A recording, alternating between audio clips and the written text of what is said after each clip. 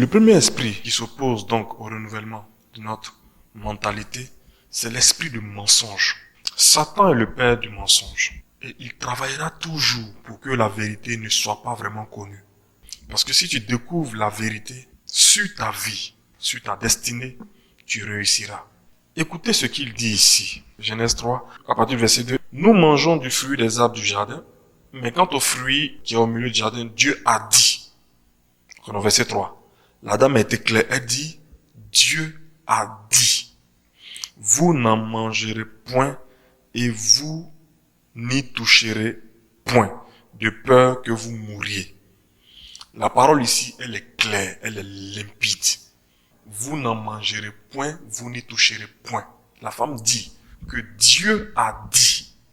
Et effectivement, Dieu a dit. Voici la réponse que le diable va donner. Vous ne mourrez point.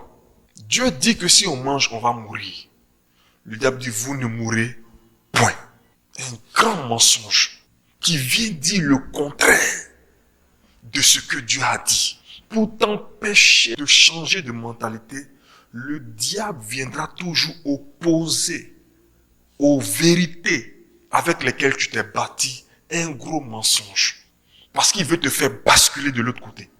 Deuxième esprit, c'est l'esprit d'accusation. Genèse 3, à partir du verset 9. L'esprit d'accusation est la stratégie que le diable emploie.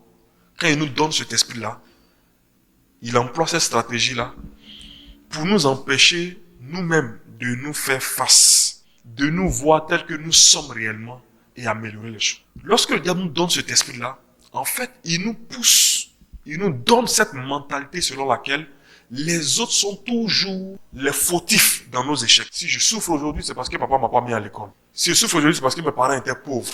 Si ça ne va pas chez moi aujourd'hui, c'est parce que papa a trompé les femmes jusqu'à aujourd'hui, les garçons viennent jouer avec moi. Puis je ne me remets pas en cause, j'accuse les autres. Si je n'ai pas d'argent aujourd'hui, c'est parce que, en fait, l'esprit d'accusation te donne cette faculté de ne jamais te remettre toi-même en cause par rapport à une situation qui t'arrive et de voir toujours dans les autres la raison de votre échec ou de ton échec. L'esprit d'accusation te défait de toute responsabilité. Et c'est les autres qui sont fautifs. Ce qui t'arrive, c'est les autres. Tu chercheras toujours dans les autres la raison de la catastrophe que tu vis. Tu ne te verras pas toi-même comme étant toi aussi participant à la chose. Et je vais vous dire une chose. La remise en cause est un élément de l'humilité. On sait que Dieu élève celui qui est humble, il rabaisse celui qui est orgueilleux.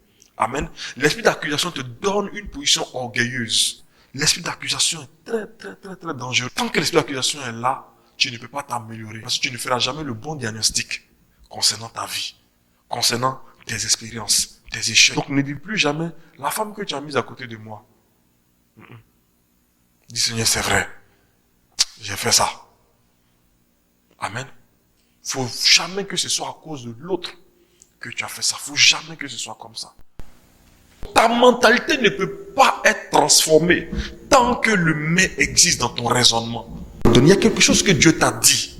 Tu sais dans ton cœur, tu es convaincu dans ton cœur que c'est Dieu qui t'a parlé. Il t'a dit quelque chose. Tu es convaincu, peut-être sur ton commerce, sur tes activités, sur ton mariage, sur tes études. Tu es convaincu. Peut-être même que Dieu t'a dit, il faut commencer. Mais quand tu es là autour de toi là, tu dis, mais je n'ai pas d'argent. Mais je ne suis pas. Mais je n'ai pas. Mais. 2 ans, 3 ans, 4 ans, 5 ans, 10 ans après mais. Tu as abouti à quoi aujourd'hui? Et si tu avais écouté Dieu depuis? Peut-être que tu aurais commencé. Peut-être que ça serait tombé. Mais Dieu t'aurait relevé et tu aurais appris de tes échecs. Et puis un peu, tu aurais grandi vers là où tu aurais pu arriver aujourd'hui. Dieu parle et toi tu dis mais. Alléluia. Tant que le mais vient toujours s'immiscer dans tes réflexions, dans ton intelligence. Ça peut pas. Parce que le mais oppose toujours à la volonté de Dieu une alternative pour rabaisser, pour diminuer ce que Dieu veut faire de toi. Si Dieu a dit que tu vas finir ta vie en Europe, c'est vrai. Quatrième esprit, c'est l'esprit de pauvreté. L'esprit de pauvreté aussi s'oppose au renouvellement de notre intelligence. L'esprit de pauvreté, il intervient directement sur notre système de réflexion. L'esprit de pauvreté vient justement pour influencer ton système d'intelligence. Et il est capable de couper un neurotransmetteur de ton cerveau physique. Il peut influencer l'activité chimique de ton cerveau. Il y a des personnes, on voit beaucoup avec les élèves, quand tu commences à réfléchir trop, ta tête chauffe. Quand tu dois réfléchir au-delà de tes réflexions habituelles, quand tu as en face de toi une situation qui va te demander de réfléchir trop, ta tête chauffe. Donc l'esprit de pauvreté influence notre système de réflexion. Donc il travaille pour limiter au maximum l'activité du cerveau en matière de réflexion. Parce que dans le principe, moins vous réfléchissez, plus vous êtes proche de la débâcle, plus proche de la catastrophe. Et l'esprit de pauvreté entretient le commérage. Quand on dit commérage, c'est quoi? C'est de parler toujours d'autrui. Notre génération là n'a jamais été aussi affairée de toute l'histoire de l'affairage en Côte d'Ivoire. Quelqu'un a éternué. Tout le monde en parle sur les réseaux sociaux. Et on est étonné d'être pauvre. On est étonné d'être misérable. Dans la dimension humaine, la réflexion aiguise l'intelligence. Parce que la réflexion consiste à te poser des questions, de bonnes questions, par rapport auxquelles tu dois trouver des éléments de réponse. Et puis maintenant, l'intelligence t'aide à faire le meilleur choix parmi les réponses que tu vas trouver. Par exemple, comment faire la décoration de la salle? Ça va? On a le mode tissu, le mode bâche, le mode peinture, le mode tableau. Tous ces éléments peuvent aider la salle à être belle. Donc, comment? Tu as commencé à réfléchir sur comment embellir la salle et tu as des propositions de réponses. Vous voyez que Denise a fait ce choix pour embellir, n'est-ce pas, la salle. Si on avait affaire à une autre personne, peut-être qu'elle n'aurait pas fait le même choix que Denise. Donc vous voyez que plus la personne est intelligente, plus elle peut faire le meilleur choix possible. Amen. Mais que tu sois intelligent, que tu sois pas intelligent, tu es soumis au système de la réflexion.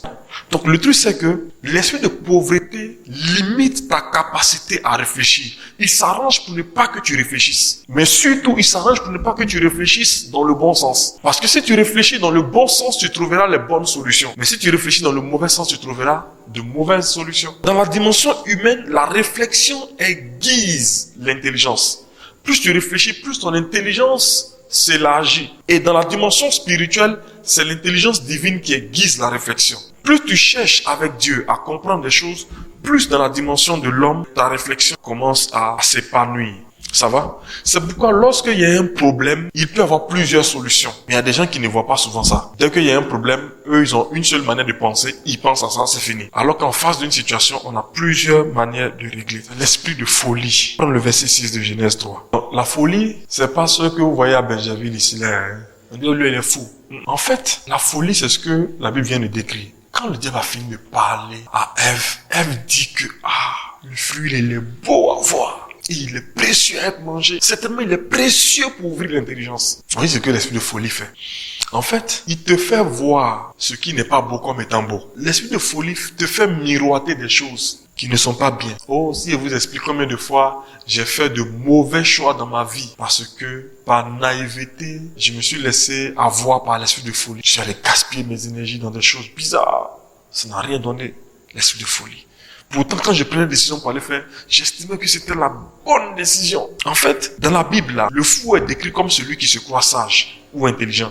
Mais en réalité, il n'est pas sage ni intelligent. La folie a poussé Ève à faire une appréciation fatale concernant le fruit interdit.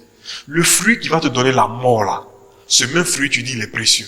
Il est précieux pourquoi? Pour donner la mort ou bien pourquoi? Le fruit par rapport auquel Dieu t'a dit, ce fruit, si tu manges, tu vas mourir. Le même fruit là, par la folie, par la sagesse insensée, elle va venir dire, ce fruit est beau et précieux pour ouvrir l'intelligence. Vous voyez ce que l'esprit de folie fait? Quand il est dans ta vie là, il t'empêche d'être fixe sur quelque chose. Il va te faire faire des mauvais choix.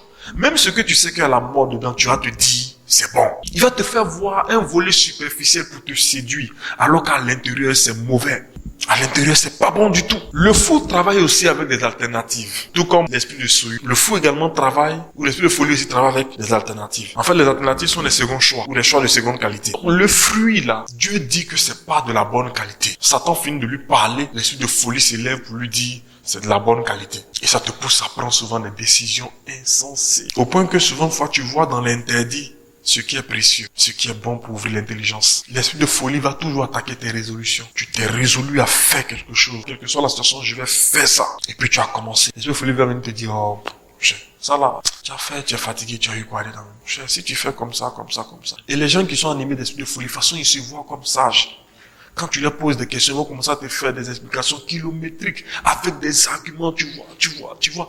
Et puis c'est tellement juste, les analyses sont tellement bien, mais ça ne rentre pas dans le cadre spirituel des choses. C'est pourquoi expliquer la Bible sur la base de l'intelligence humaine, de la sagesse humaine, c'est une erreur fatale. On n'explique pas la Bible avec l'intelligence humaine. La réflexion de l'homme ne peut pas permettre d'interpréter la Bible convenablement.